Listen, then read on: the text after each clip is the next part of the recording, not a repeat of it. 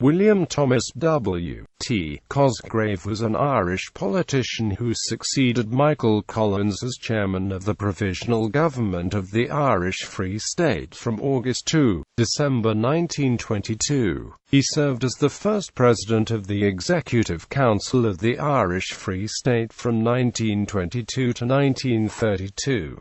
Early in private life, William Thomas Cosgrave W.T., or Liam as he was generally known, was born at 174 James's Street, Dublin in 1880. He was educated at the Christian Brothers School at Malahide Road, Marino, before entering his father's publican business. Cosgrave first became politically active when he attended the first Sinn Féin Cútaín convention in 1905. He was a Sinn Féin Cútaín councillor on Dublin Corporation from 1909 until 1922 and joined the Irish Volunteers in 1913.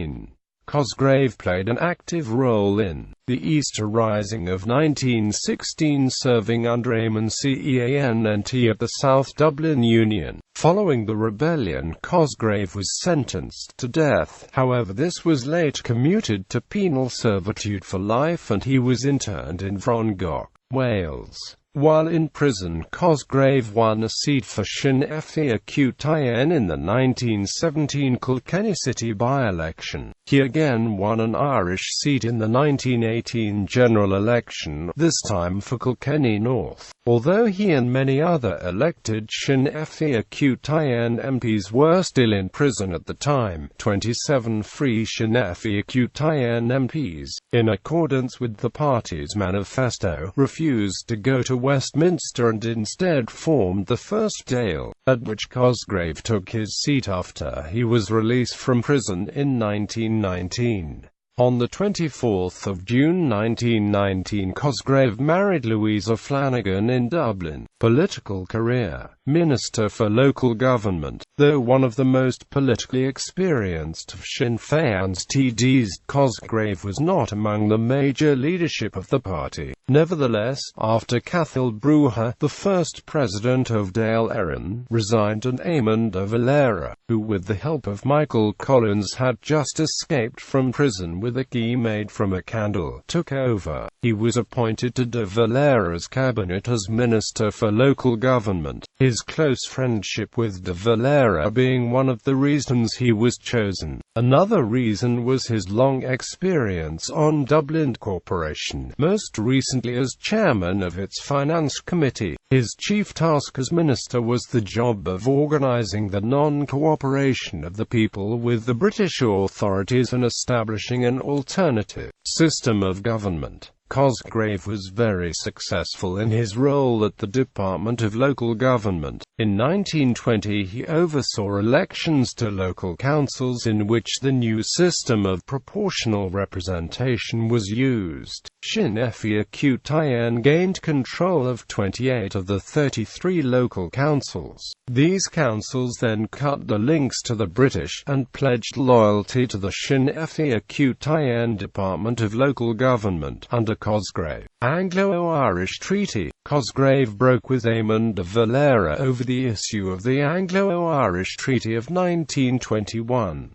To de Valera and almost half of the Sinn Féin Cútaín TDs, the treaty betrayed the Republic by proposing to replace it with Dominion status akin to the position of Canada or Australia within the British Empire. To a majority, however, Republican status remained for the moment an unattainable goal, with the Republic unrecognised internationally. Dominion status offered, in the words of Michael Collins, the freedom to achieve freedom. At the cabinet meeting in Dublin held to consider the treaty immediately after it had been signed, Cosgrave surprised de Valera by agreeing with Collins and with Arthur Griffith, de Valera's predecessor as leader leader of Shin-Efia-Qt-In and the chairman of the delegation, which included Collins, that he had negotiated the treaty. After the Dáil voted by 64 to 57 to approve the treaty, in January 1922, de Valera resigned the presidency. De Valera was replaced as president by Griffith. Collins, in accordance with the treaty, formed a provisional government. This included Cosgrave amongst its membership. Chairman of the provisional government, the months following the acceptance of the treaty saw a gradual progression to civil war. The split in Shin-Efia-Qt-In gradually deepened and the majority of the IRA hardened against accepting anything less than a full republic. Collins and de Valera tried desperately to find a middle course and formed a pact whereby Shin-Efia-Qt-In fought a general election in June with a common slate of candidates. Despite this pact, the electorate voted heavily in favor of pro-treaty candidates. On the day of the election, the draft Free State Constitution was published and rejected by the anti-treatyites as it was clearly not a Republican document. Collins, forced to a decision, opted to maintain the treaty position and the support of the British government, a move to suppress the Republican opposition that had seized the forecourts in Dublin. The Civil War started on the 28th of June 1922, and the IRA was decisively defeated in the field over the following 2 months,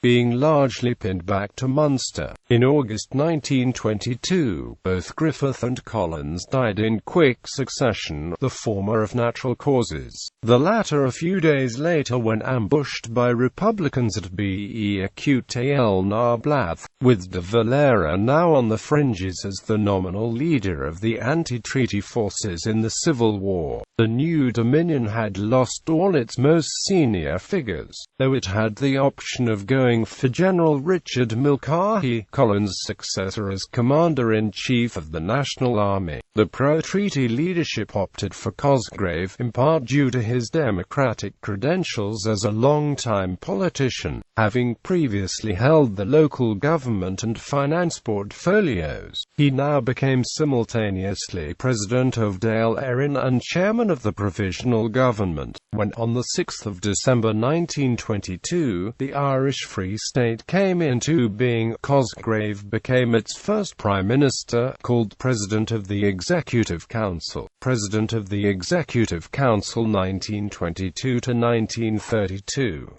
W.T. Cosgrave was a small, quiet man, and at 42 was the oldest member of the cabinet. He had not sought the leadership of the new country, but once it was his he made good use of it. One of his chief priorities was to hold the new country together and to prove that the Irish could govern themselves. Some historians have claimed that he lacked vision as a leader and was surrounded by men who were more capable than himself. However, during his 10 years as president he proved an able leader of the emerging Irish state who had sound judgment on the matters of state that the new country was facing. Domestic policy as head of the Free State government during the Civil War, he was ruthless in what he saw as defense of the state against his former Republican comrades. Although he actually disagreed with the use of the death penalty in principle, in October 1922 he enacted a public safety bill, which allowed for the execution of anyone who was captured bearing arms against the state or aiding armed attacks on state forces. He told the Dáil on the 27th of September 1922, "Although I have always objected to the death penalty, there is no other way that I know of in which ordered conditions can be restored in this country, or any security obtained for our troops, or to give our troops any confidence in us as a government." His view was that if harsh action were not taken, a guerrilla war could drag on indefinitely. making the achievement of law and order and establishing the Free State impossible. His reputation suffered after he ordered the execution without trial of Republican prisoners during the Civil War. In all, 77 Republicans were executed by the Free State between November 1922 and the end of the war in May 1923, including Robert Erskine Childers, Liam Mellows and Rory O'Connor. Far more than the 14 IRA volunteers the British executed in the War of Independence.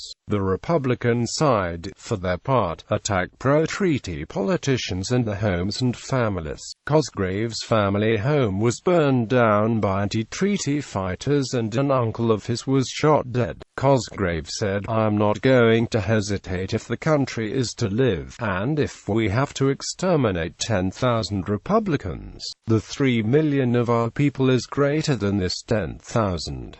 In April 1923, the pro-treaty Sinn Féin members organized a new political party, called Cumann an deal with Cosgrave as leader. The following month the civil war was brought to an end when the remaining anti-treaty IRA guerrillas announced a ceasefire and dumped their arms. In the first few years in power, Cosgrave's new government faced a number of problems.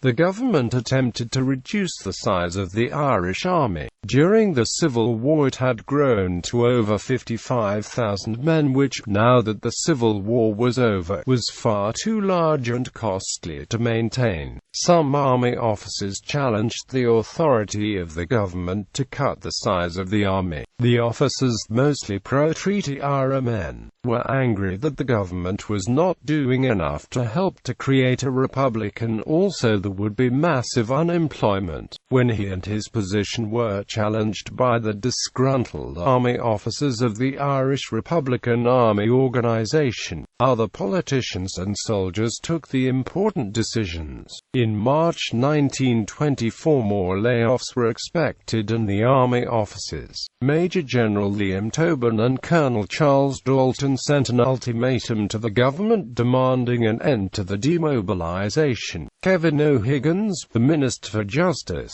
who was also acting president for Cosgrave while the latter was in hospital, moved to resolve the so-called army mutiny. Richard Mulcahy, the Minister for Defense, resigned and O'Higgins was victorious in a very public power struggle within Cumann an deal. The crisis within the army was solved, but the government was divided. In 1924 the British and Irish governments agreed to attend the Boundary Commission to redraw the border which partitioned Ireland between the Irish Free State and Northern Ireland.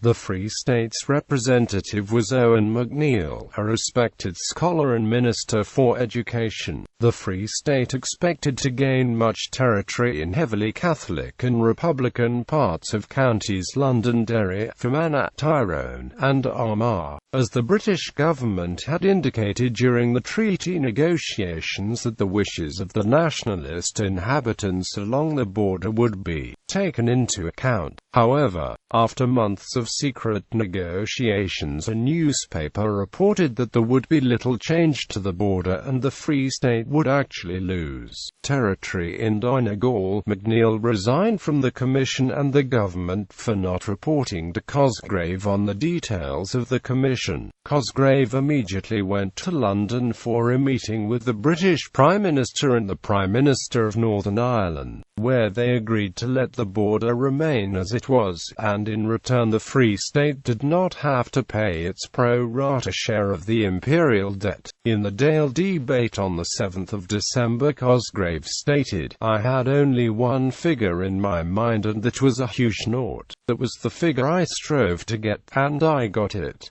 Cosgrave turned down a plea for asylum in Ireland for Leon Trotsky while in exile. The request was made by the trade union leader William X. O'Brien in 1930. Cosgrave recorded that he told him, "I could see no reason why Trotsky should be considered by us. Russian bonds had been practically confiscated. He said there was to be consideration of them. I said it was not by Trotsky, whose policy was the reverse.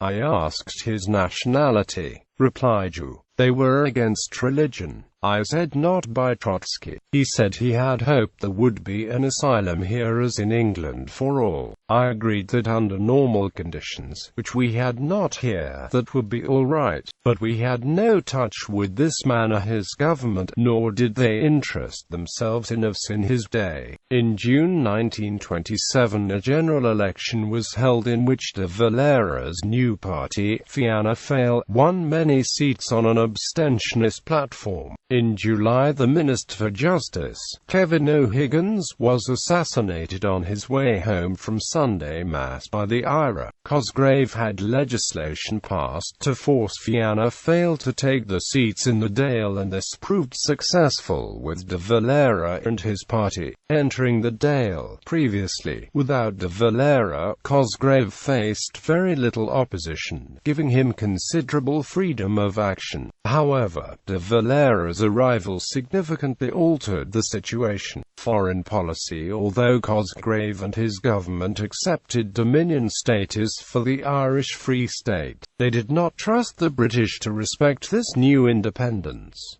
The government embarked on fairly radical foreign initiatives. In 1923 the Irish Free State became a member of the League of Nations. The Free State became the first British Commonwealth country to have a separate and non-British representative in Washington, D.C. The new state also exchanged diplomats with many other European nations. The Anglo-Irish Treaty itself also gave the Irish much more independence than many other dominions. The oath of allegiance in Ireland was much less royalist than in Canada or Australia. The king's representative in Ireland was Irish, unlike the other dominions, and although the head of state was the king, power was derived from the Irish people and not him. There were also questions raised about the word treaty. The British claimed it was an internal affair, while the Irish saw it as an international agreement between two independent states, a point which was accepted by the League of Nations when that body registered the treaty in 1924.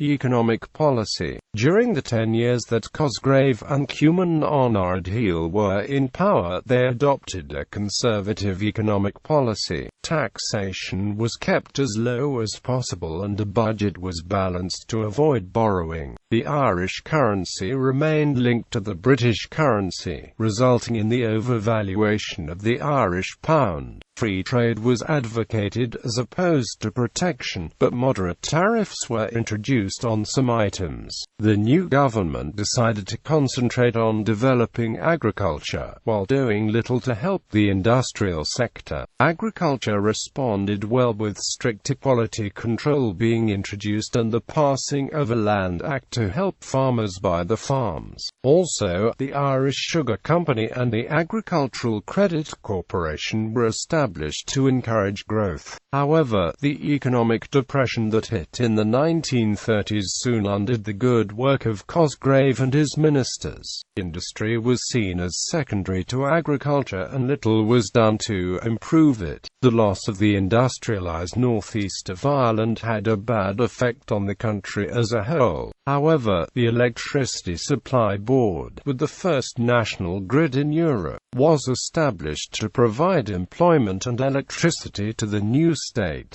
General election 1932. A general election was not required by law until the end of 1932. However, Cosgrave called one for February of that year. There was growing unrest in the country and a fresh mandate was needed for an important Commonwealth meeting in the summer. Another reason for calling the election early was the pending Eucharistic Congress to be held in June. This was a major national and international event. Cosgrave, as a devout Catholic like most of his cabinet, had invested much time in the build-up to it and wished it to proceed without any tension from a pending general election. In the event, Eamon de Valera and Fianna Fáil were the ones to derive all the kudos from that event. Cumann Ardheal fought the election on its record of providing 10 years of honest government and political and economic stability. Instead of developing adopting new policies, the party played the red card by portraying the new party, Fianna Fáil, as communists. Fianna Fáil offered the electorate a fresh and popular manifesto of social reform. Unable to compete with this, Cosgrave and his party lost the election, and a minority Fianna Fáil government came to power.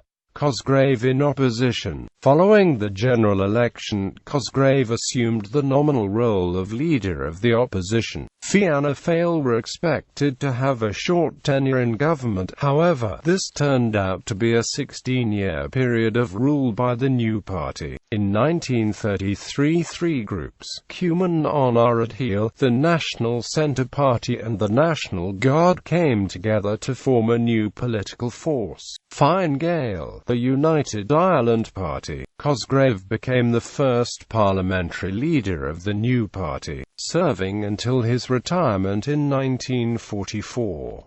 During the period the new party failed to win a general election, Cosgrave retired as leader of the party and from politics in 1944. Legacy: an effective and good chairman rather than a colourful or charismatic leader, he led the new state during the more turbulent period of its history, when the legislation necessary for the foundation of a stable, independent Irish polity needed to be pushed through. Cosgrave's governments in particular played a crucial role in the evolution of the British Empire into the British Commonwealth, with fundamental changes to the concept of the role of the Crown, the Governor-Generalship and the British government within the Commonwealth. In overseeing the establishment of the formal institutions of the state, his performance as its first political leader may have been undervalued. In an era when democratic governments formed in the aftermath of the First World War were moving away from democracy and towards dictatorships, the Free State under Cosgrave remained unambiguously democratic, a fact shown by his handing over of power to his one-time friend, then rival, Eamon de Valera, when de Valera's Fianna Fáil won the 1932 general election, in the process killing off talk within the Irish Army of staging a coup to keep Cosgrave in power and de Valera out of it. Perhaps the best endorsement made of Cosgrave came from his old rival Eamon de Valera, with whom he was reconciled before his death. De Valera, once in 1932 and later close to his own death, made two major comments to an interviewer. When asked what was his biggest mistake, he said without a pause, not accepting the treaty. To his own son, Vivian, weeks after taking power in 1932 and reading the files on the actions of Cosgrave's governments in relation to its work in the Commonwealth, he said of Cosgrave and Cosgrave's ministers, "When we got in and saw the files, they did a magnificent job, Viv. They did a magnificent job." Cosgrave died on the 16th of November 1965, aged 85. The Fianna Fáil government under Sean Lemass awarded him the honour of a state funeral, which was attended by the cabinet, the leaders of all the main Irish political parties, and Eamon de Valera, then President of Ireland. He is buried in Golden Bridge Cemetery in Inchicore. Richard Mulcahy said, "It is in terms of the nation and its needs and its potential that I praise God, who gave us in our dangerous days the gentle but steel-like spirit of rectitude, courage and humble self-sacrifice that was Liam T. Cosgrave." Cosgrave's son, Liam, succeeded his father as a TD in 1944 and went on to become leader of Fine Gael from 1965 to 1977 and Taoiseach from 1973 to 1977. W.T.'s grandson, also called Liam, also served as a TD and as senator, and his granddaughter, Louise Cosgrave, served as a Dunleary Rathdown County councillor from 1999 to 2009. Governments. The following governments were led by Cosgrave: First Provisional Government, Second Provisional Government, First Executive Council of the Irish Free State, Second Executive Council of the Irish Free State, 3rd Executive Council of the Irish Free State, 4th Executive Council of the Irish Free State, 5th Executive Council of the Irish Free State.